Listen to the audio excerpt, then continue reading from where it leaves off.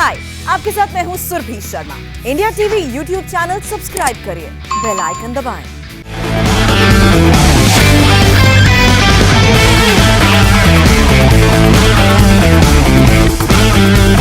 नमस्कार, आज की बात में आपका स्वागत है। सौरभ ने ठीक कहा कि एक तरफ एग्जिट पोल है, राजनीति की चर्चा है, लेकिन सबसे ज्यादा अगर लोग किसी से परेशान हैं, दुखी हैं, तकलीफ में हैं, वो है कोरोना का वायरस। कोरोना के वायरस से हैरान परेशान लोगों के लिए आज मेरे पास 3 बड़ी खबरें हैं। एक तो ये कि रशिया से स्पुतनिक वैक्सीन की 5 करोड़ डोज भारत पहुंचेगी।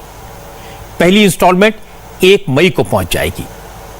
दूसरी बड़ी खबर यह है कि पिछले 24 घंटे में 3 करोड़ से ज्यादा लोगों ने वैक्सीन के लिए रजिस्ट्रेशन करवाया है। यह एक बड़ी शुरुआत है। एक्सपर्ट का कहना है कि जब तक हमारे देश में 70% आबादी को वैक्सीन नहीं दी जाती, वैक्सीनेशन की डोज नहीं लग जाती, तब तक कोरोना के विकराल रूप से इस भयानक वायरस से छुटकारा पाना मुश्किल है।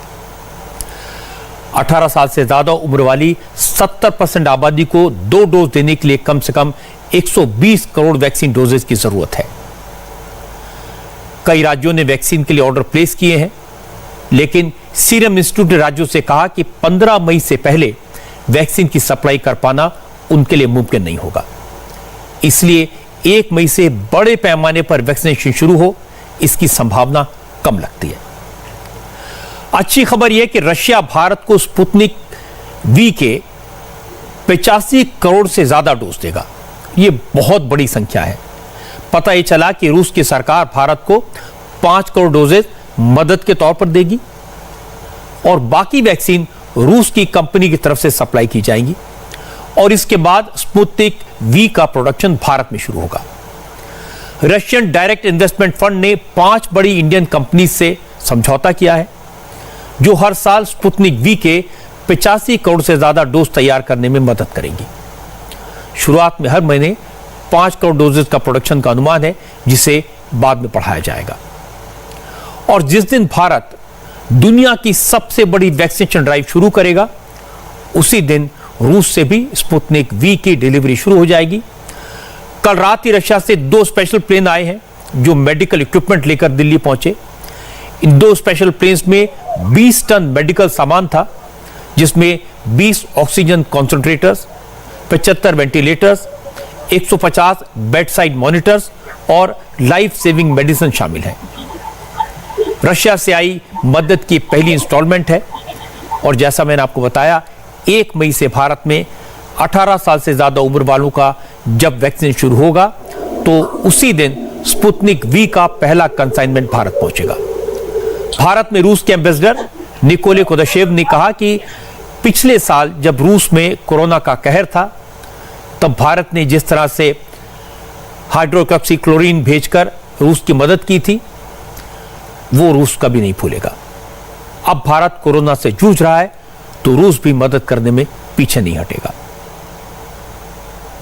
2 urgent flights operated by the Russian Amercom. रूस से 2 अर्जेंट प्लेन आज यहां पहुंचे। इन प्लेन्स में ऑक्सीजन कॉन्सेंट्रेटर्स, वेंटिलेटर्स और बेड साइड मॉनिटर्स, दवाइयां और दूसरे फार्मास्यूटिकल सामान शामिल हैं। इसके अलावा 1 मई से स्पुतनिक वी की डिलीवरी भी शुरू हो जाएगी।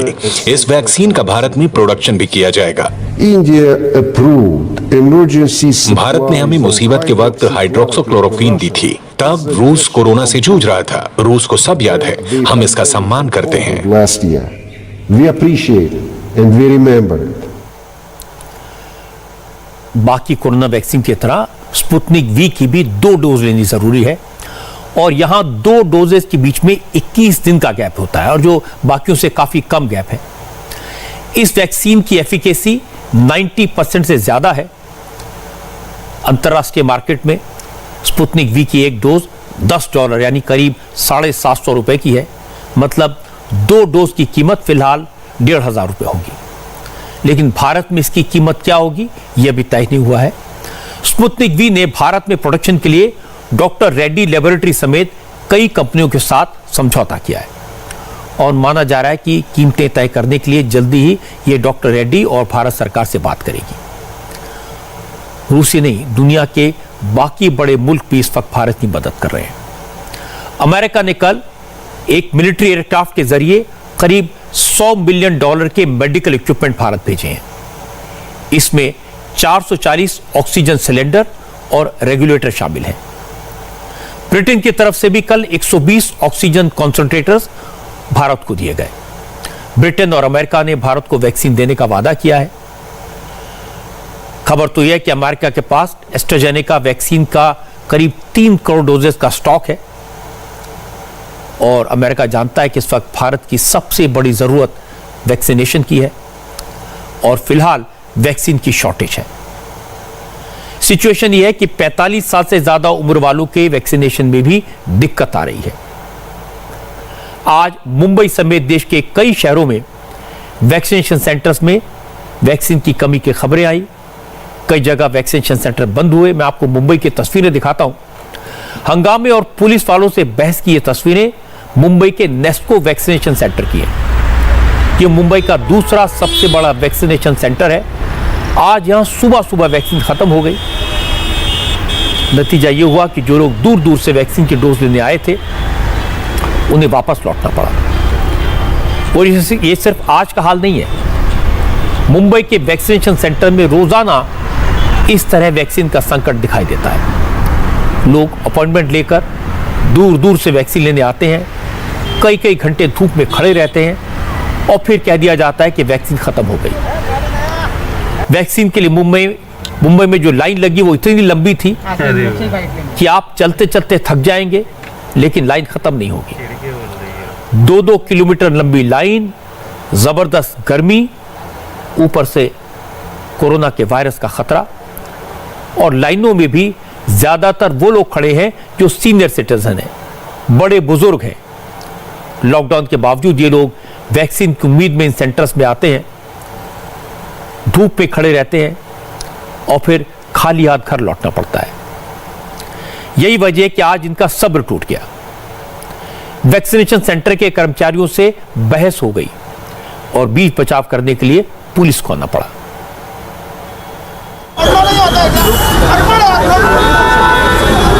क्या लिखा है? पढ़ना नहीं आता है क्या आपको? अनपढ़ गधे हो क्या सब लोग?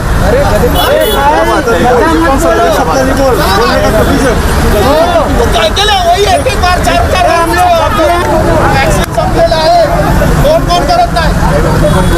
क्या बोलते हैं? जिन लोगों पर वैक्सीनेशन की जिम्मेदारी है, जो सेंटर्स चलाते हैं, उनका कहना है कि वो क्या करें, उनके पास वैक्सीन है ही नहीं तो वो टीका लगाए कैसे। लेकिन सवाल यह कि वो कम से कम इतना तो कर सकते हैं कि लोगों को वक्त पर इन्फॉर्म कर देते, जिससे लोग वैक्सीनेशन सेंटर पर आए ही ना। अगर लोग पहुंच भी गए तो कम से कम बुजुर्गों से विनम्रता से बात करके उन्हें समझाने की कोशिश की जा सकती थी, अपनी परेशानी उनके साथ शेयर की जा सकती थी। लेकिन लाइन में खड़े बुजुर्गों को अनपढ़ कहना यह गलत है। हमारे संवाददाता भी हर रोज वैक्सीनेशन सेंटर से अपडेट लेते हैं, वहां के हालात पर नजर रखते हैं। हमारे रिपोर्टर्स का भी यही कहना है कि जब वैक्सीनेशन सेंटर के बाहर लंबी लाइन लग जाती है तो अचानक एक व्यक्ति बाहर निकलता है और सेंटर के बाहर बोर्ड लगा देता है वैक्सीन खत्म हो गई, सेंटर बंद कर दिया गया है। ऐसे में वैक्सीनेशन के लिए पहुंचने वालों को जो गुस्सा आता है वो जायज है, नाराज तो होंगे ही। और मुंबई में ये हर रोज होता है। ज्यादातर वैक्सीनेशन सेंटर्स पर लोगों और कर्मचारियों के बीच झगड़े होते हैं, तू मैं होती है। हम इस समय मुंबई के नेस्को ग्राउंड जो गोरेगांव में स्थित है और दूसरा सबसे बड़ा कोविड सेंटर है जहां पर वैक्सीनेशन ड्राइव किया जा रहा है, वहां का आपको नज़ारा दिखा रहे हैं। कितनी लंबी लाइन यहां पर लगी हुई है।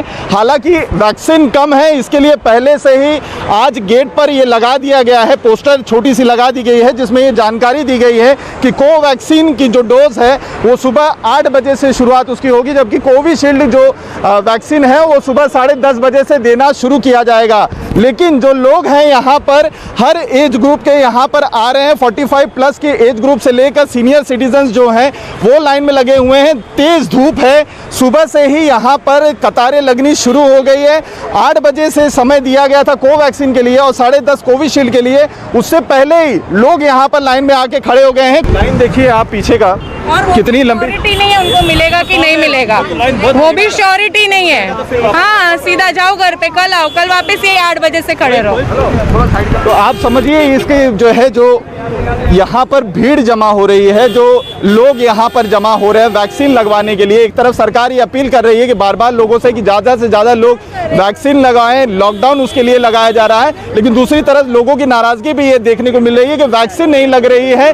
क्योंकि जब ये लोग वैक्सीन लगवाने के लिए वैक्सीनेशन सेंटर्स पर पहुँचते हैं तो जब तक इनका नंबर आता है तब तक खत्म हो जाता है। और दूसरी सबसे ज़्यादा यहाँ पर जो समस्या झेलनी पड़ रही है लोगों को, यहाँ पर जो सीनियर सिटीजन्स हैं और जो 45 से जनरल एज के लोग हैं, उन दोनों की लाइन यहाँ पर साथ में लगा दी गई है। जबकि टाइमिंग कोवैक्सीन की और कोविशील्ड की दोनों पर यहाँ पर टाइमिंग अलग रखी गई है। ऐसे में अगर थोड़ा सा मैनेजमेंट किया गया होता तो जो इस तरीके से भीड़ लगभग 2 किलोमीटर जो लंबी लाइन लगी हुई है वो यहाँ पर न लगती और धूप में जो खास तौर पे बुजुर्ग लोग हैं वो परेशान नहीं होते।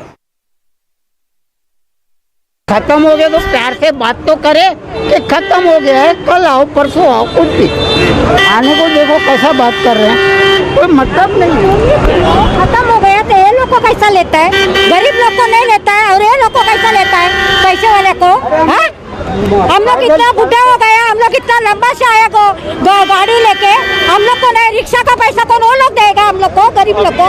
ठीक है, जो ऐप है ना उसमें दिखाया है कि आज एनएफ वैक्सीन है पूरे दिन भर के लिए। हाँ, शाम 5 बजे तक। हाँ, ये नहीं लिखा 5 बजे तक, आज है पूरे दिन के लिए डोज है। हाँ, तो आप जो है सेकंड वैक्सीनेशन के लिए आई है लेकिन आपको मिला नहीं है। कल भी आई थी, कल तो बोला 400 वैक्सीन है खाली। और हम मलार से आए, हमारे सोचा 150 रुपये ऑटो में 300 खर्च हो रहा है। आप ये दूसरी बार आ जाएंगे? यस, कल भी आपको कल सुबह आई थी, जल्द जाना पड़ा वापस।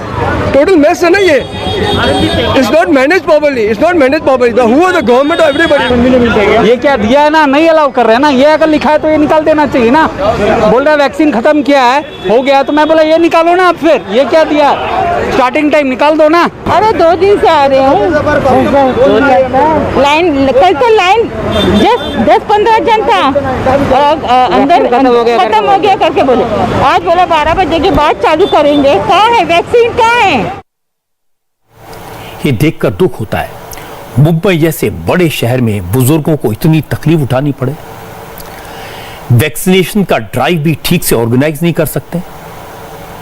और ये सिर्फ 1-2 जगह की बात नहीं है, मुंबई में हर वैक्सीनेशन सेंटर का यही हाल है। और वही मैं आपको दिखाना चाहता हूं। ये जो तस्वीर आप देख रहे हैं ये मुंबई के रजवाड़ी हॉस्पिटल की है। ये कोविड डेडिकेटेड हॉस्पिटल है। यहीं पर वैक्सीनेशन सेंटर बना दिया गया है।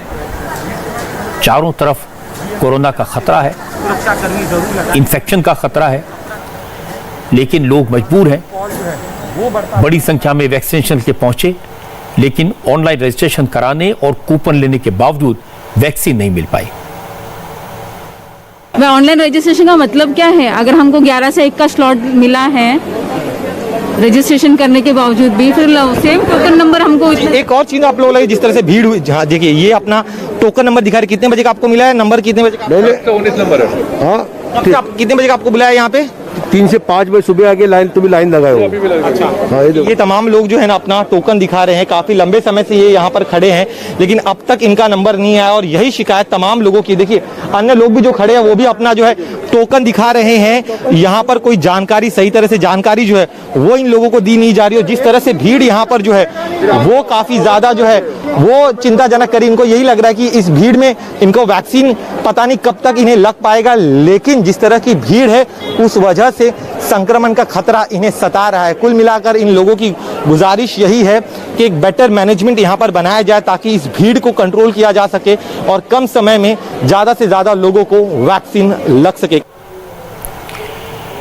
वैक्सीनेशन सेंटर्स में दिक्कत है, इस बात को मुंबई के मेयर किशोरी पेडनेकर भी स्वीकार करती हैं।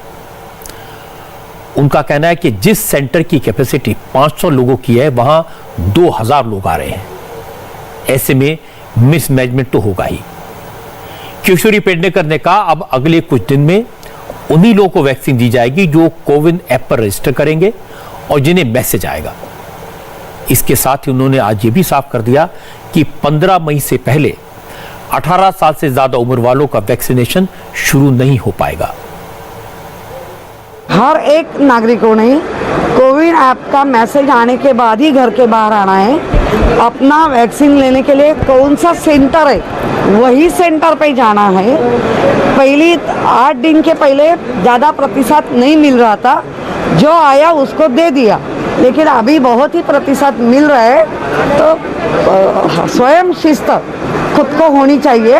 कोविन ऐप के मैसेज आने के बाद ही आप वो सेंटर पे जाना। स्ट्रिक्टली गवर्नमेंट ने कहा है 15 मई के बाद हम सोचेंगे और वो डिक्लेयर करेंगे, तभी 18 से 44 इयर्स के जो लोग हैं 18 इयर्स से वो आना है। अब से थोड़ी देर पहले यह खबर आई है कि मुंबई में अगले 3 दिन वैक्सीनेशन नहीं होगा।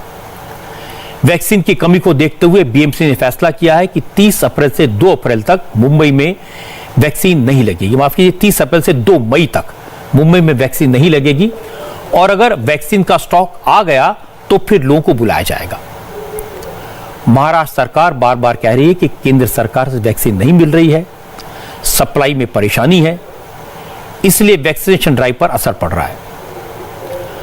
अब यह मान भी लिया जाए कि वैक्सीन की कमी है, जितनी जरूरत है उतनी वैक्सीन नहीं है, तो भी वैक्सीनेशन सेंटर को ठीक ढंग से चलाने की जिम्मेदारी तो राज्य सरकार की है, लोकल प्रशासन की है। लोगों को बुलाकर वापस भेजना उनके साथ जुल्म है। वैसे भी महाराष्ट्र में कोरोना के मरीजों की संख्या सबसे ज्यादा है। 24 घंटों में 66,000 से ज्यादा नए केस आए हैं। अकेले मुंबई में 4,192 नए केस निकले हैं। ऐसे में अगर हजारों लोग लॉकडाउन के दौरान वैक्सीनेशन के लिए घर से निकलते हैं, कई कई घंटे लाइन में खड़े रहते हैं, तो वायरस फैलने का खतरा और ज्यादा हो जाएगा। कम से कम इस तरह की लापरवाही से तो बचा जा सकता है। और दूसरी बात है कि वैक्सीनेशन को लेकर सियासत भी महाराष्ट्र ने ही शुरू की है। कल ही ऐलान कर दिया गया था कि महाराष्ट्र में 1 मई से 18 से 45 साल की उम्र के लोगों का वैक्सीनेशन शुरू नहीं हो पाएगा। अब महाराष्ट्र की देखा देखी उन सभी राज्यों ने जहां जहां कांग्रेस की सरकारें हैं 1 मई से वैक्सीनेशन के दूसरे फेज को शुरू करने से हाथ खड़े कर दिए हैं। महाराष्ट्र के बाद छत्तीसगढ़, राजस्थान और पंजाब सरकार ने भी कह दिया कि 1 मई से 18 से 45 साल के बीच की उम्र से जो ऊपर के लोग हैं उनको वैक्सीन देना मुश्किल है। वैसे पंजाब के कई शहरों में इस वक्त हालत यह है कि 45 साल से ज्यादा एज ग्रुप के लोगों को भी वैक्सीन नहीं मिल पाई है। पंचकुला के हॉस्पिटल में तो पोस्टर लगा दिया गया है कि अभी सिर्फ उन्हीं को वैक्सीन मिलेगी जो पहली डोज ले चुके हैं, यानी यहां सिर्फ सेकंड डोज दी जाएगी। इस टाइम पे हमारे पास जो 45 प्लस और सेकंड डोज के लिए तो वैक्सीन की अवेलेबिलिटी है। और दूसरा हमारी कल मीटिंग हो गई थी 18 प्लस का स्टार्ट करने के लिए, गाइडलाइंस आ रही हैं, पर अभी तक जब तक हमारे पास एडिक्वेट सप्लाई नहीं होगी तो उसके लिए हमारे पास थोड़ी सी अभी शायद थोड़ा डिले हो जाए। पंजाब के हेल्थ मिनिस्टर बलबीर सिद्धू ने साफ साफ कह दिया 18 साल से ऊपर वालों को 1 मई से वैक्सीनेशन नहीं होगा। बलबीर सिद्धू का कहना है कि कल पंजाब को वैक्सीन की 2 लाख डोज मिली, उससे पहले 1.5 लाख वैक्सीन मिली थी। ये वैक्सीन 45 प्लस वालों के लिए ही पूरी नहीं पड़ रही, तो बाकी लोगों को वैक्सीन कहां से दें? मुझे लगता है कि भी शायद वो हम उस टाइम पे स्टार्ट ना कर पाए। जिगर आज तक अभी तक कल हमारे पास 2 लाख आई थी, उससे पहले 1.5 लाख आई थी, लेकिन अभी तक हमारे पास कोई इंटीमेशन नहीं है कि आज हमको कितनी मिले, कल कितनी मिल रही है। जेकर हमारे पास कम से कम भी 10 लाख वैक्सीन आएगी तब जाके हमारा ये काम स्टार्ट होगा। भैया हमारे पास वैक्सीन हुई तभी लगाएंगे, अगर होएगी तो कैसे लगा देंगे? तो हम मान के चले भाई जो 18 प्लस है इसको शुरू नहीं कर पा रहे पंजाब। हम तो तैयार बैठे हैं, हमारी तो फौज तैयार बैठी है काम करने के लिए, लेकिन हमारे पास मटेरियल नहीं है। ये बात तो सब जानते हैं कि हमारे देश में वैक्सीन का प्रोडक्शन उतना नहीं है जितनी जरूरत है, जनसंख्या बहुत बड़ी है, लोगों की तादाद बहुत ज़्यादा है, इसलिए उसकी भरपाई आसान नहीं है, लेकिन कोशिश की जा रही है। कोशिश की जा रही है कि प्रोडक्शन बढ़ाया जाए, कोशिश की जा रही है कि विदेशों से वैक्सीन इंपोर्ट की जाए, कोशिश की जा रही है कि दूसरी और कंपनियों की वैक्सीन को भी जल्दी से जल्दी परमिशन दी जाए, उनको मार्केट में लाया जाए। इसलिए ये तो सही है कि 1 मई को 18 साल से ऊपर की उम्र वाले सभी लोगों को वैक्सीन नहीं मिलेगी। ये एक प्रोसेस है जो 1 मई से शुरू होगा। इस मामले में सियासत करने के बजाय राज्य सरकारों को केंद्र सरकार के साथ खड़े होना चाहिए, वैक्सीनेशन का काम शुरू होना चाहिए और फिर धीरे धीरे उसमें तेजी लानी चाहिए। लेकिन अगर सीधे सीधे कह दिया गया कि 1 मई से 18 साल के ऊपर वालों को वैक्सीन मिलनी शुरू नहीं होगी, तो ये ठीक नहीं है, क्योंकि जिन लोगों ने उत्साह में आकर रजिस्ट्रेशन करवाया है उनके लिए अच्छी खबर नहीं होगी। अब कमी तो वैक्सीन की यूपी में भी है, सबसे बड़ा राज्य है, सबसे ज्यादा आबादी राज्यों में उत्तर प्रदेश की है, और योगी आदित्यनाथ भी जानते हैं कि 1 मई से अगर 18 साल से ऊपर वालों को वैक्सीन देनी शुरू कर दी तो वैक्सीन कम पड़ जाएगी। लेकिन उन्होंने ऐलान किया कि वो प्रधानमंत्री के प्लान के साथ चलेंगे, भले ही सांकेतिक तौर पर ही हो, लेकिन 1 मई से 18 साल के ऊपर वालों का वैक्सीनेशन शुरू जरूर होगा। और अच्छी बात है कि योगी ने रास्ता निकालने की कोशिश की है। उन्होंने वैक्सीन के ग्लोबल टेंडर जारी करने का फैसला किया है। यूपी में 18 से 44 साल की उम्र के लगभग 9 करोड़ लोग हैं। इनके लिए वैक्सीन की 18 करोड़ डोज की जरूरत होगी। अब योगी जानते हैं देश में इतनी वैक्सीन फिलहाल तो अवेलेबल नहीं है और मिलते मिलते कई महीने लगेंगे। इसीलिए योगी आदित्यनाथ ने विदेशों से वैक्सीन इंपोर्ट करने का फैसला किया है। यूपी सरकार वैक्सीन की 1 करोड़ डोज का ऑर्डर दे चुकी है। जो हमारे देश में जो वैक्सीन बन रही है, चाहे कोविशील्ड हो या कोवैक्सीन हो, तो इसकी मैन्युफैक्चरिंग इतनी ज़्यादा एकदम से नहीं है। इसको भी हमने 50-50 लाख का आदेश दिया था, ये 18 साल से ऊपर की जो लोगों को वैक्सीन के लिए। लेकिन क्योंकि माननीय प्रधानमंत्री जी की घोषणा है, इसलिए हम लोगों को हर हालत में उसको आगे भी बढ़ाना है और इस समय वक्त को देखते हुए आवश्यकता भी इस बात की है कि हम तत्काल इस कार्यक्रम को शुरू करें। इसलिए मुख्यमंत्री जी ने इसमें सब पहल करके ये फैसला किया था और हमारी कमेटी ने भी ये संस्तुति की है कि हम ग्लोबल टेंडर करें ताकि हमको बल्क में सप्लाई मिल सके, ताकि इस कार्यक्रम को हम बखूबी अंजाम दे सकें। योगी आदित्यनाथ कोरोना पॉजिटिव हैं, एक कमरे में कन्फाइंड हैं, बंद हैं, लेकिन इसके बाद भी पूरी एनर्जी के साथ मैनेजमेंट में लगे हैं, कोरोना के साथ लड़ाई में लगे हैं। आज उन्होंने टीम 11 के साथ मीटिंग करके ऑक्सीजन की सप्लाई की व्यवस्था को रिव्यू किया। हर जिले को ऑक्सीजन की सप्लाई सुनिश्चित हो, यह करने के लिए कहा। दवाओं की कमी ना हो, इसके लिए स्टॉक पर नजर रखने के लिए कहा, और जो दवाएं हॉस्पिटल्स को दी जा रही हैं उनका ऑडिट करने को कहा, जिससे दवाओं की ब्लैक मार्केटिंग ना हो, रेमडेसिविर इंजेक्शन की कमी ना हो, और इसके लिए उन्होंने डीएम और सीएमओ को सख्त निर्देश दिए। यूपी में 1,86,000 इंजेक्शन मंगवाए गए हैं, सभी जिलों में भेजे गए हैं, सरकारी हॉस्पिटल्स में मुफ्त में दिए जा रहे हैं। इसके साथ साथ डीएम और सीएमओ को यह अधिकार दिया गया है कि अगर किसी को इंजेक्शन की तुरंत जरूरत है, वो डीएम या सीएमओ से इंजेक्शन प्रोवाइड करवा सकते हैं। कोरोना के बढ़ते मरीजों की संख्या को देखते हुए योगी आदित्यनाथ ने प्रदेश में 33,000 नए बेड का इंतजाम करने का भी निर्देश दिया है। हर जिले में 200 बेड अगले 2 दिन में तैयार हो जाएंगे, ये दावा किया गया है। इस वक्त यूपी के हॉस्पिटल में 1,80,000 बेड है, लेकिन मरीजों की तादाद हर रोज बढ़ रही है। आज यूपी में 35,156 नए केसेस आए।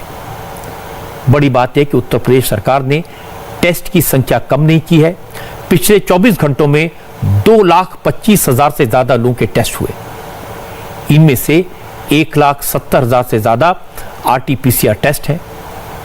यूपी में कोरोना की चेन ब्रेक हो, इसके लिए सरकार ने वीकेंड लॉकडाउन को 1 दिन के लिए और बढ़ा दिया है। अब शुक्रवार रात 9 बजे से लेकर मंगलवार सुबह 7 बजे तक लॉकडाउन रहेगा। मतलब ये अब यूपी में सैटरडे और संडे के अलावा मंडे भी लॉकडाउन होगा। यानी कोशिश तो हर लेवल पर की जा रही है, लेकिन संकट बड़ा है, इसलिए सारे उपाय कम पड़ रहे हैं और लोग तकलीफ में हैं। आज यूपी के कई जिलों से जो तस्वीरें आई वो दिल दहलाने वाली है। मेरठ में ऑक्सीजन के लिए लोगों को दर दर भटकना पड़ रहा है। हमारी संवाददाता हिमा अग्रवाल ने बताया कि मेरठ में पिछले कुछ दिनों से ऑक्सीजन की भारी कमी है और इस वजह से लोगों की मौत हो रही है। मेरठ के केएमसी हॉस्पिटल में 7 लोगों की मौत हुई। दावा तो यह कि पिछले 3 दिन में मेरठ के अलग अलग हॉस्पिटल्स में ऑक्सीजन की कमी के कारण 21 लोगों की जान चली गई। जिला प्रशासन हॉस्पिटल्स को नोटिस भेजकर मौत की वजह पूछ रहा है, लेकिन सच्चाई यह है कि ऑक्सीजन का क्राइसिस तो है। डॉक्टर्स ऑक्सीजन लाने के लिए मरीजों के रिलेटिव्स को पर्ची थमा देते हैं। उनसे कहते हैं 15 मिनट में ऑक्सीजन का इंतजाम करो, वरना आपकी मरीज की जान खतरे में है। अब लोग इधर उधर भागते हैं, कभी ऑक्सीजन प्लांट जाते हैं तो कभी रिफिलिंग सेंटर पर जाते हैं, सबके आगे हाथ फैलाते हैं, लेकिन बार बार हर जगह मायूसी हाथ लग रही है। हमारा मरीज मर रहा है, सिलेंडर जाकर आ रहे हैं। आप क्यों रो रहे हो? हमारी पत्नी है। आपकी पत्नी है? आप किस लिए आए हैं आप यहाँ पे? मेरे साथ में हमें सिलेंडर चाहिए। गैस लेने आए, गैस नहीं दे रहे, खा जाए। हमारी फैक्ट्री भैया सरकार हमारी है, हम सब हमारे, तुम हमें गैस नहीं दे रहे। हमारी क्यों रो रहे हो भैया? हमारा पेशेंट मर जाएगा। ये कागज है, हमें डॉक्टर ने लिख कर दिया है। सिलेंडर लेकर आए, हमें डॉक्टर ने लिख के दिया है कि 10% शरीर में ऑक्सीजन रह गई है। 10% डॉक्टर ने अपना कार्ड दिया, डॉक्टर ने लिख के दिया, और दुनिया भर में धक्के खाए हमने। हमें गैस नहीं मिल रहा, हम कहाँ जाए? या तो फिर बोल के हमें मार दो। हमें सरकार से और क्या चाहिए? दुकानदार आदमी हो, गवर्नमेंट को टैक्स भी देता हूँ मैं, सारी चीजें, मुझे क्यों नहीं मिल रहा? लोगों की बातें सुनकर बहुत दुख होता है। कोई ये कहे कि मैं टैक्स देता हूं, मैं नियम मानता हूं, मैं देश का नागरिक हूं, मुझे ऑक्सीजन भी नहीं मिल सकती। और सिर्फ एक दो जगह नहीं, कई इलाकों से इसी तरह की खबरें आई हैं। मुरादाबाद में एक प्राइवेट हॉस्पिटल में ऑक्सीजन की कमी से मरीजों की मौत का मामला सामने आया। मरीजों के रिश्तेदारों का कहना है कि हॉस्पिटल में 20 से ज्यादा लोग ऑक्सीजन सपोर्ट पर थे। आज सुबह अचानक ऑक्सीजन की सप्लाई रुक गई और इसकी वजह से कई लोगों की जान चली गई। लोगों का कहना है कि जिस वक्त लोगों की मौत हुई उस वक्त वहां कोई डॉक्टर मौजूद नहीं था, कोई कुछ बताने को तैयार नहीं था। हॉस्पिटल की नर्स ने इन्हें पेशेंट्स की मौत की जानकारी दी। हालांकि इस पूरे मामले पर प्रशासन ने 6 लोगों की मौत कंफर्म की है, लेकिन साथ ही ये भी कहा कि हॉस्पिटल में ऑक्सीजन तो मौजूद है, अब मरीजों की मौत कैसे हुई इसका पता लगाया जा रहा है। मेरा नाम रजत कुमार सिंह है, मैं इसरो में एक वैज्ञानिक काम कर रहा हूँ। मेरे फादर यहाँ पे एडमिट थे पिछले 1 हफ्ते से। आज ऑक्सीजन की कमी की वजह से यहाँ पे कम से कम 20 पेशेंट की जान गई है। कोई हॉस्पिटल में रिस्पॉन्सिबल अथॉरिटी नहीं है यहाँ पे, ना सीईओ यहाँ पे फोन उठा रहे हैं, ना कोई यहाँ पे डॉक्टर अवेलेबल है। डीएमएसपी को भी फोन किया जा रहा है तो वो लोग भी कोई सही से जवाब नहीं दे रहे हैं। ऑक्सीजन की कमी होने के कारण आप लोग देखिए सबके पेशेंट की डेथ हुई है, सबके पेशेंट की डेथ हुई है। 10 दिन से मेरा भाई एडमिट है, 10 दिन से रिपोर्ट है नहीं, कह रहे यहाँ से ले जाओ। कहाँ लेके जाए? रिपोर्ट दिखाओ पहले। यहाँ पे कोई रिस्पॉन्सिबल अथॉरिटी नहीं है अभी के अभी यहाँ पे। हमारे पेशेंट मार दिया इन्होंने, यहाँ तक इन लोगों ने इतनी भी रिस्पॉन्सिबिलिटी नहीं समझी कि लोगों को फोन करके बुलाया जाए कि आपके ऑक्सीजन अरेंज कीजिए खुद से। मेरे भाई से फोन बात करी है, बोले ये ऑक्सीजन दे रहे हैं, भाई मेरे भाई को ऑक्सीजन की वजह से मरा है। 80-95 100 तक चल रही थी ऑक्सीजन उसकी, और भी 20 तारीख करा सर। 20 तारीख को क्यों कराएगा? सोमवार वाले दिन बोलो आपका मरीज सही है, बिल्कुल आपका मरीज बिल्कुल सही है। हम 10 बजे रात खाना खिलाया उसे, 4-5 बजे की घर वाली चाय पिलाई, 6 बजे इन्होंने कहा तुम्हारा मरीज खत्म हो गया। डॉक्टर नहीं है सुबह से, ना कोई बताने वाला है कि पेशेंट की डेथ क्यों हो रही है। अंदर जो नर्स है उन्होंने बताया कि ऑक्सीजन सप्लाई रुक गई थी सुबह, इसलिए सारे पेशेंट की डेथ हुई है। कितनी डेथ बताई? सर 15 तो मुझे मालूम है, 15 से ज्यादा ही है सर। 18 के अभी देखिए आप लोग सब पूछ रहे हैं। जब मैं ब्रेकफास्ट लेके पहुंचा तो वहाँ पे मेरे फादर की डेड बॉडी पड़ी हुई थी। मैंने पूछा इनको हुआ क्या है, कोई वहाँ पे जवाब देने के लिए नहीं था सर। बाद में एक नर्स को पकड़ के जो वहाँ पे अटेंडेंट थी उससे पूछा तो बोली कि सर सुबह ऑक्सीजन सप्लाई खत्म हो गई थी यहाँ पे। लोग अपना दुख लेकर कहां जाएं, किसके सामने रोना रोएं? कोई अथॉरिटी नहीं है, कोई सुनने वाला नहीं है। ग्रेटर नोएडा से जो तस्वीरें आई वो और भी दुख देने वाली है। ऑक्सीजन प्लांट के बाहर सुबह से ही मरीजों के परिवार वालों की लाइन लग रही है। क्योंकि लोग ऑक्सीजन सप्लायर्स की दुकानों पर दौड़ लगाते लगाते भागते भागते थक गए, इसलिए डायरेक्ट कंपनी के बाहर इकट्ठा हो जाते हैं। इनका कहना है कि दूसरी दुकानों पर रिफिलिंग बंद है, कहीं ऑक्सीजन मिलती नहीं है। हॉस्पिटल वाले पेशेंट के रिलेटिव से कहते हैं ऑक्सीजन के सिलेंडर ले आओ, इसलिए प्लांट के अफसरों से रिफिलिंग करने के लिए गुहार लगाते हैं, गिड़गिड़ाते हैं, उनके आगे हाथ छोड़ते हैं। लेकिन वक्त ऐसा है, कोई सुनने को तैयार नहीं है। लोगों का आरोप है कि पुलिस वाले भी इनकी मदद नहीं कर रहे, वो उल्टा उन्हें यहां से भगा देते हैं। मैंने 50 आदमी के सामने यहाँ पे पैर पकड़े, नाक रगड़ी है जीएम के कंपनी का जो जीएम है यहाँ का गुप्ता जी।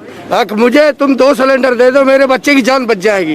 कोई सुनने वाला नहीं है। प्रशासन आता है तो हम पे ऐसे सतर हो जाता है जैसे हम भीख मांग रहे हैं इनसे या इनके घर से खा रहे हैं। बदतमीजी होती है, कोई सुनने वाला नहीं है यहाँ पे। सरकार कहती है गरीबों की मसीहा सरकार, गरीबों पे तो ये समझ लो जहर की गोली दी जा रही है, कोई पूछने वाला नहीं है क्या हो रहा है गरीबों के साथ में।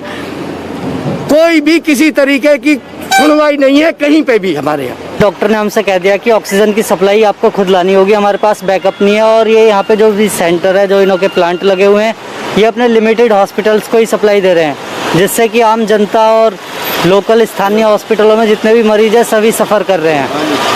हमारा मरीज मौत की कगार पे, जिसकी सैचुरेशन फ़िलहाल 40% चल रही है, SpO2 जिसे कहते हैं। अब इस कंडीशन में बताइए, हम लोग यहाँ सुबह से भूखे प्यासे घूम रहे हैं, बैठे हुए हैं, इस अवस्था में भी कोई नहीं सुनेगा हमारी, तो हम क्या करें। ACP साहब आए, हम लोग यहाँ पे बैठे तो आके हम लोगों को मारने के लिए छड़ गए और बोले क्या हम एक के चक्कर में 1000 लोगों को मार दें, यहाँ के लोगों की परेशानी नहीं दिख रही। यहाँ से प्रशासन कुछ नहीं सुन रहा, किसी की भी, आम जनता की कोई जो रिक्वायरमेंट है, किसी के पास कोई 10-20 सिलेंडर नहीं है, एक सिलेंडर है, लेकिन कोई यहाँ मदद करने वाला नहीं है। सीधा ये बोल रहे हैं SDM से लाओ, लिखवा के लाओ। अब गरीब आदमी कहाँ जाए। हॉस्पिटल ने मेरे पिताजी को निकाल दिया। मैं खुद देश की सेवा कर रहा हूँ, मेरे को एक सिलेंडर नहीं मिल रहा मेरे पिताजी के लिए, तो ये देश क्या देगा। तकलीफ तो है, परेशानी तो है, लोग हैरान तो हैं, लेकिन सरकार भी करे तो क्या करे, प्रशासन भी करे तो क्या करे। लोगों की तादाद इतनी ज़्यादा है, डिमांड इतनी ज़्यादा है, जितनी सप्लाई बढ़ती है डिमांड उससे कहीं ज़्यादा बढ़ जाती है। कोरोना का वायरस है ही ऐसा। ऑक्सीजन क्राइसिस को देखते हुए योगी आदित्यनाथ ने फैसला किया कि जल्दी ही CSR फंड से 125 ऑक्सीजन प्लांट लगाए जाएंगे। छोटे हॉस्पिटल्स में पोर्टेबल टाइप ऑक्सीजन कंसंट्रेटर लगाए जाएंगे।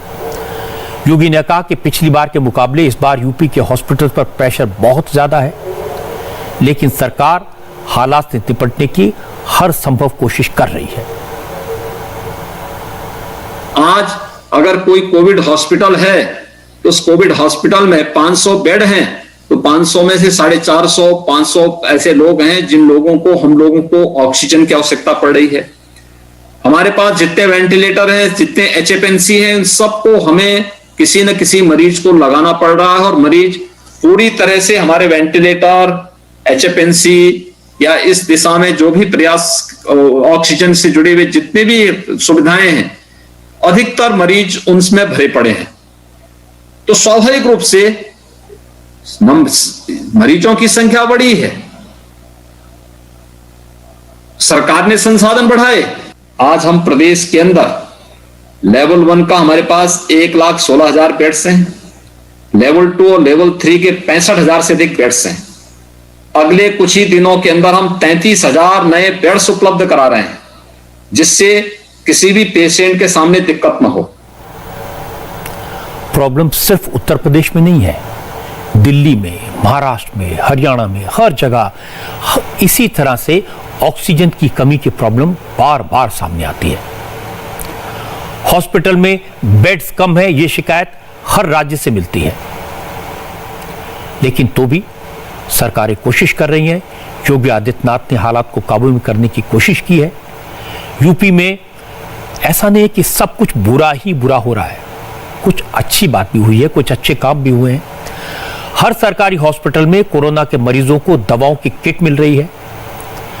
आरटी-पीसीआर टेस्ट की रिपोर्ट आने में तो वक्त लगता है, इसलिए अगर किसी का एंटीजन टेस्ट पॉजिटिव आता है तो उसे तुरंत दवाओं की किट दे दी जाती है। जो लोग घर में आइसोलेशन में हैं, उन्हें दवा नहीं मिली है तो वो जिले के कमांड सेंटर में फोन कर सकते हैं, दवा उनके घर पहुंचाई जा रही है। और ये सिर्फ कागजों पर नहीं है, कहने की बात नहीं है, ये हो रहा है। हमारे रिपोर्टर्स ने इसको क्रॉस चेक किया है, लोगों के पास दवाइयां पहुंच रही हैं। दूसरी बात है, अगर सरकारी हॉस्पिटल बेड नहीं मिलता तो प्राइवेट हॉस्पिटल में इलाज का खर्चा सरकार देती है, यह भी एक अच्छा कदम है। योगी आदित्यनाथ ने यूपी में जितने भी प्राइवेट ऑक्सीजन टैंकर से उनको टेक ओवर कर लिया है। विदेशों से टैंकर्स इंपोर्ट किए गए हैं, दूसरे राज्यों से ट्रेन से ऑक्सीजन मंगवाई गई है, लेकिन संकट बड़ा है और इसीलिए सारे के सारे उपाय कम पड़ रहे हैं और इसीलिए लोग परेशान हैं। और इन सब के ऊपर एक बड़ी दिक्कत है, ऐसी परेशानी आप भी सुनेंगे तो आपको गुस्सा आएगा। मुश्किल वक्त में कुछ लोग लालच कर रहे हैं, कोई नकली दवाइयां बेच रहा है तो कोई ऑक्सीजन का नकली सिलेंडर बेच रहा है। ऐसे लोगों के चेहरे मैं आपको दिखाऊंगा, लेकिन पहले 20 सेकंड का स्पॉन्सर मैसेज। आखिर क्या हैं वो फीचर्स जो इंडिया टीवी लाइव ऐप को बनाते हैं सबसे अलग, सबसे बेहतर, और जिसने दिलाया इसे देश की सबसे इनोवेटिव न्यूज ऐप का खिताब। चलिए देखते हैं। बेहद साफ आवाज में टेक्स्ट टू स्पीच जो पढ़कर सुनाए आपको आपके। जब लोग संकट में हो, परेशानी में हो, मुसीबत में हो, इस समय कोई लालच करे, लोगों को ठगे, धोखा दे, इससे बड़ा पाप और कोई नहीं हो सकता। मैं आपको कुछ ऐसे केसेस दिखाता हूं जहां परिवार वालों को, ऐसे लोगों को जिनके पेशेंट्स हॉस्पिटल में हैं, दवा की सख्त जरूरत है, उन्हें लोग ठग रहे हैं, दवा की जगह जहर बेच रहे हैं।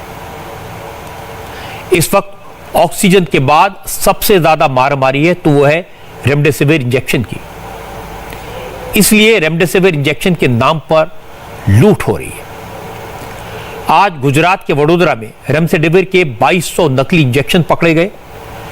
इस मामले में 2 लोगों को अरेस्ट किया गया है। ये निमोनिया के इंजेक्शन का वॉयल लेकर उस पर रेमडेसिविर का फर्जी लेबल लगाकर बेच रहे थे। अब तक ये लोग 1100 नकली इंजेक्शन बेच चुके हैं, यानी 1100 लोगों की जिंदगी के साथ खिलवाड़ कर चुके हैं। आप सोचिए, इससे बड़ा पाप क्या हो सकता है। पुलिस को इन लोगों ने बताया कि उन्होंने नकली इंजेक्शन के 700 वॉयल अहमदाबाद में और करीब 400 वॉयल आनंद और वडोदरा में बेचे हैं। इस गैंग में आप हैरान होंगे जानकर फार्मासिस्ट और हॉस्पिटल के मेडिकल स्टाफ भी शामिल हैं, जो जरूरतमंद लोगों को मजबूरी का फायदा उठाकर ये नकली इंजेक्शन बेचते थे और उनकी मुसीबत से कमाने की कोशिश करते थे। जो दवाई है उसको लाके उसका स्टिकर उतार के और नकली रेमडेसिविर की पैकेजिंग और नकली रेमडेसिविर का स्टिकर उस पर लगाया है इन्होंने।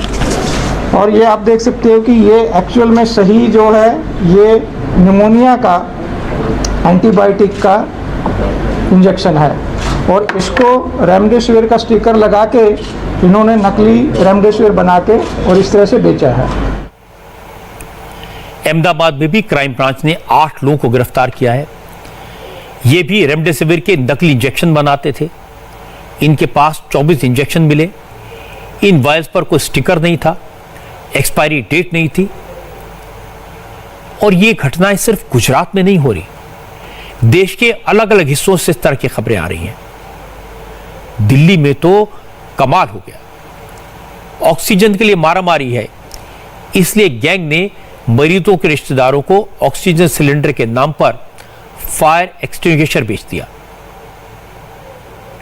लोग जब हॉस्पिटल में सिलेंडर लेकर पहुंचे तो पता चला ये ऑक्सीजन नहीं है, बल्कि आग बुझाने वाली गैस के सिलेंडर हैं। फिर पुलिस को खबर की गई, पुलिस ने गैंग को दबोचा, लेकिन तब तक ये लोग 5 मरीजों के रिश्तेदारों को ऑक्सीजन के नाम पर फायर एक्सटिंग्विशर बेच चुके थे। एक ऐसे रैकेट का पर्दाफाश किया है जो फायर एक्सटिंग्विशर वाले सिलेंडर को ऑक्सीजन सिलेंडर कहकर बेच रहे थे लोगों को, और सब्सिक्वेंटली एक सिलेंडर जो उन्होंने बेच दिया था 10,000 रुपये में, वो और 4 और सिलेंडर फायर एक्सटिंग्विशर के जो सिलेंडर है वो टोटल उनसे बरामद हुए हैं, टोटल 5 सिलेंडर। आप सोचिए, इस तरह की बेईमानी, इस तरह की लूट, इस तरह की धोखाधड़ी देखकर कितना गुस्सा आएगा। जिस समय लोग तड़प रहे हैं, जब लोगों की सांसें अटकी हुई हैं, उस समय इस तरह की बेईमानी। दिल्ली का उदाहरण आपको देता हूं। यहां ऑक्सीजन कॉन्सेंट्रेटर्स की जबरदस्त डिमांड है, ऑक्सीजन की कमी है, इसलिए अब इनकी ब्लैक मार्केटिंग हो रही है। दिल्ली पुलिस ने 4 लोगों को अरेस्ट किया है जिनके पास 170 ऑक्सीजन कॉन्सेंट्रेटर्स मिले हैं। मैं आपको बता दूं, ये मशीन है जो हवा से ऑक्सीजन बनाती है। ये लोग 30-35 हजार में मिलने वाले ऑक्सीजन कॉन्सेंट्रेटर्स को 1 लाख से ऊपर रुपए में बेच रहे थे। इस हिसाब से 170 मशीनों की कीमत लगभग 2 करोड़ रुपए इन्होंने बना ली। डिमांड ज्यादा है, लोग अपने मरीज को मरता नहीं देख सकते, सप्लाई कम है, इसलिए वो कुछ भी पैसे देने को तैयार है। और इसीलिए इन लोगों का लालच पड़ गया, ये लोगों से ज्यादा पैसे मांगने लगे, लेकिन फंस भी गए। बात पुलिस तक पहुंची और पकड़े गए। पंजाब से भी इसी तरह की खबर आई है। जालंधर में कुछ लोग ऑक्सीजन सिलेंडर को 30 गुना ज्यादा कीमत में बेच रहे थे। जरा सोचिए, 600 रुपए के ऑक्सीजन सिलेंडर को लोगों की मजबूरी का फायदा उठाकर 18,000 रुपए में बेच रहे थे। लोग मजबूर हैं, जान पर बनी है, खरीद भी रहे हैं। लेकिन कुछ ऐसे भी लोग थे जिन्होंने समझदारी दिखाई। एक मरीज के रिश्तेदारों ने ऑक्सीजन सिलेंडर बेचने वालों का वीडियो बना लिया और पुलिस को जानकारी दे दी। अब मौत के ये सौदागर सलाखों के पीछे हैं। मुझे लगता है कि जो लोग थोड़े से पैसे के लिए दूसरों की जिंदगी खतरे में डाल सकते हैं, दवा के नाम पर जहर बेच सकते हैं, ऐसे लोगों को इस समाज में रहने का, ऐसे लोगों को जीने का कोई हक नहीं होना चाहिए। ऐसे अपराधियों को तो अदालत से सजाए मौत मिलनी चाहिए। एक तरफ लोग मरते हुए लोगों की जेब काटने की कोशिश कर रहे हैं और दूसरी तरफ डॉक्टर्स हैं जो अपनी जान पर खेलकर कोरोना के मरीजों की सेवा में लगे हैं।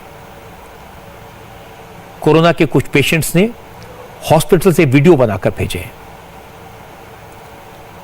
उन्होंने डॉक्टर्स के बारे में, नर्सेस के बारे में जो कहा, वो सुनकर आपकी आंखों में आंसू आ जाएंगे। पर आपको हॉस्पिटल्स के अंदर की तस्वीरें दिखाई हैं, बद इंतजामी दिखाई है, एक बेड पर लाश और मरीज दोनों पड़े दिखाए हैं। लेकिन आज मैं आपको हॉस्पिटल्स की एक दूसरी तस्वीर दिखाना चाहता हूं। वो तस्वीर जो साबित करेगी कि हमारे डॉक्टर्स, हमारी नर्सेस, हमारे हेल्थ वर्कर्स कितने बड़े हीरो हैं और कितनी लोगों की सेवा कर रहे हैं। और ये बात कौन आपको बता रहा है? वो लोग जो कोरोना के पेशेंट हैं, हॉस्पिटल में भर्ती हैं। दिल्ली के सबसे बड़े कोविड डेडिकेटेड हॉस्पिटल के अंदर की कुछ तस्वीरें मेरे पास हैं। मरीजों ने बेहतर इंतजाम के लिए डॉक्टर्स की तारीफ की, नर्सेज की तारीफ की। हॉस्पिटल में भर्ती मनोरंजन दास ने अपना वीडियो रिकॉर्ड करके मुझे भेजा है। उन्होंने बताया अगर ये डॉक्टर न होते तो वो जिंदा न बच पाते। उन्होंने कहा हमारे डॉक्टर्स और नर्सेज बुरे हालात में, खराब कंडीशंस में भी मुश्किलों का सामना करके मरीजों की जो सेवा कर रहे हैं, जिस तरह से देखभाल कर रहे हैं, वो इंसानियत का सबसे बड़ा एग्जाम्पल है। उन्होंने बताया कि कुछ मरीज परेशानी में अपना मानसिक संतुलन खो बैठते हैं, डॉक्टर्स को मारते हैं, गालियां देते हैं, फिर भी उनकी बेहतर देखभाल की जाती है। वार्ड बॉय ऐसे लोगों को अपने हाथ से खाना खिलाते हैं। यहाँ पर एक पेशेंट ऐसा भी है जिसका अपना मानसिक संतुलन कुछ खो बैठा है। उन्हें खाना खिलाना, उस पेशेंट को खाना खिलाना सब यहाँ का स्टाफ कर रहा है। और तो और पेशेंट जो है उन्हें खाते समय अपनी गाली भी दे रहा है, उसे खाना उसके मुंह पर द्वारा फेंक देता है, मुंह से निकाल के, मगर स्टाफ कोई विचलित नहीं। उनका कहना है किसी तरह ठीक होकर अपने घर जाए, हमें यही खुशी है। यहाँ पर सबको ऑक्सीजन भी दिया जा रहा है। किस तरह कर रहे हैं मैं नहीं जानता, मगर यहाँ बहुत ही अच्छा हॉस्पिटल में व्यवहार और हर तरह की सुविधाएं बहुत ही अच्छी। यही प्राइवेट में यदि मैं किए होता तो हो सकता है कि मेरे घर आदि बिक भी सकता था। भोपाल के सरकारी हॉस्पिटल से भी इसी तरह के वीडियोस मिले। जो मरीज एक एक सांस के लिए तरसते हुए हॉस्पिटल पहुंचे थे, अब वो लोग कोरोना से उबर रहे हैं। इन मरीजों ने कहा कोविड ड्यूटी पर लगे डॉक्टर्स की वजह से उनकी जान बच पाई। लंग मेरा 52.5% इन्वॉल्व था, लेकिन यहाँ पर एडमिट होने के बाद में डॉक्टर्स, सिस्टर्स और दूसरा पैरामेडिकल स्टाफ और सभी ने मिलकर इतने अच्छे से मेरे को सपोर्ट किया, इतना अच्छा ट्रीटमेंट किया कि मैं बिल्कुल ही आज स्वस्थ हूँ और बिना ऑक्सीजन के अभी मैं 97-96 सिचुएशन मेंटेन कर रहा हूँ। और मैं चाहता हूँ कि यहाँ की जो सेवाएं हैं, लोग बाग जरूर बोलते हैं यहाँ पर बहुत धांधली है, सब देखा नहीं जाता, लेकिन मैंने ये अनुभव किया है कि यहाँ पर बहुत अच्छा केयर होता है। मैं 20 तारीख को इन्फेक्टेड हुआ था और इनिशियल कोर्स स्टार्ट करने के बाद 24 को डॉक्टर साहब ने मेरे को यहाँ एडमिट किया, डॉक्टर लोकेन्द्र दवे साहब ने। डॉक्टर लोकेन्द्र दवे साहब और उनकी पूरी टीम, डॉक्टर पाठक एंड जो भी सिस्टर्स, मैडम्स, इन लोगों ने जितना भी हो सकता है बिल्कुल घर की तरह से हम लोग की देख रेख की है और हम लोग बिल्कुल ठीक होकर हम अच्छी तरह से घर जाना चाह रहे हैं। हम लोगों को डिस्चार्ज कर दिया गया।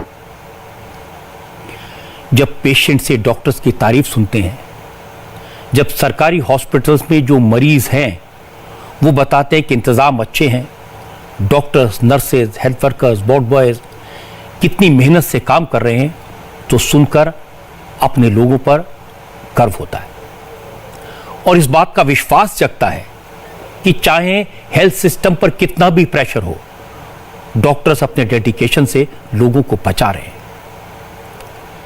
इन डॉक्टर्स के भी अपने परिवार हैं, अपने घर हैं, वो उन सबको छोड़कर मरीजों की सेवा में लगे हैं। ऐसे डॉक्टर्स को जितनी उनकी तारीफ की जाए कम है, उनके जज्बे को जितनी बार सलाम किया जाए वो कम है। कोरोना की बात की है, थोड़ी सी राजनीति की बात करेंगे। बंगाल में आज वोटिंग खत्म हुई। एग्जिट पोल की तस्वीर मेरे पास में है। बंगाल में 8वें और लास्ट फेज की वोटिंग भी हो गई, प्रोसेस पूरा हुआ, नतीजे 2 मई को आएंगे। लेकिन आज जो एग्जिट पोल आए उनके मुताबिक बंगाल में इस बार बदलाव हो सकता है। इंडिया टीवी पीपल्स पल्स के एग्जिट पोल के मुताबिक बीजेपी की सरकार बनने के पूरे चांसेस हैं। दावा तो यह भी है कि ममता बनर्जी नंदीग्राम की सीट पर भी चुनाव हार सकती हैं। एग्जिट पोल की डिटेल्स देखने के लिए चलते हैं अजय कुमार और पंकज भार्गव के पास। हाय, आई एम सुरभि शर्मा। खबरों से अपडेट रहने के लिए India TV YouTube channel subscribe करिए, साथ में बेल आइकन जरूर दबाएं। जुड़े रहें इंडिया टीवी के साथ।